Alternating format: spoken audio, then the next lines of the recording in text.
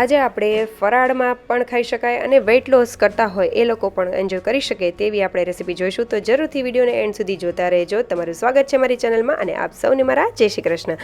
તો સૌથી પહેલાં આપણે 1 કપ જેટલો સામો લઈ લેશું, તેને સરખો એવો ધોઈ લેશું 2 થી 3 પાણીએ, અને તેમાં પાણી એડ કરીને આપણે પલાળીને રાખી દેશું. 3 થી 4 કલાક માટે પલાળવાનો છે.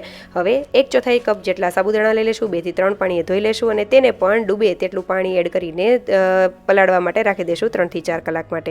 હવે થોડા શિંગદાણાને શેકી લેશું અને તેને રફલી ક્રશ કરી લેશું. 3 થી 4 કલાક પછી સાબુદાણા અને સામાને આપણે પીસી લઈશું. કોઈ પણ જાતના પાણીને એડ કર્યા વગર આ રીતે ફાઇન એવી પેસ્ટ બનાવી લેવાની છે. તેને એક બાઉલમાં કાઢી લેશું અને દૂધી ખમણી લેશું. સાથે બટાકું એક મેં ખમણેલું છે, શિંગદાણાનો ભૂકો, કેપ્સિકમ મરચાં, કોથમરી, આદુ, સ્વાદ પ્રમાણે મીઠું, ચીલી ફ્લેક્સ અને લીંબુનો રસ એડ કરીને મિક્સ કરી લેશું. અને તેમાં કાળા મરીનો પાવડર, શેકેલા જીરાનો પાવડર અને તમને ભાવતા કોઈ પણ મસાલા એડ કરી શકો છો. અને ફરાળમાં તમે જે પણ વેજીટેબલ ખાતા હોય એ આમાં એડ કરી શકો છો. બટાકાને સ્કીપ કરવા હોય તો પણ કરી શકાય.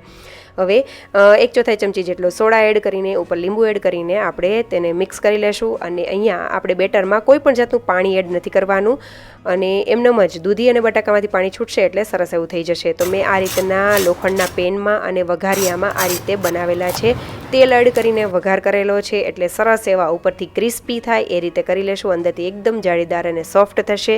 ગ્રીન ચટણી સાથે સર્વ કરો અને એન્જોય કરો. ક્યારેય પણ વેટ લોસમાં ખાવા હોય કે ફરાળમાં તમારે ઘીમાં બનાવીને કે ઓછા તેલમાં બનાવીને પણ આ રેસીપી કરી શકાય છે. તો જરૂરથી ટ્રાય કરજો. Thank you for watching.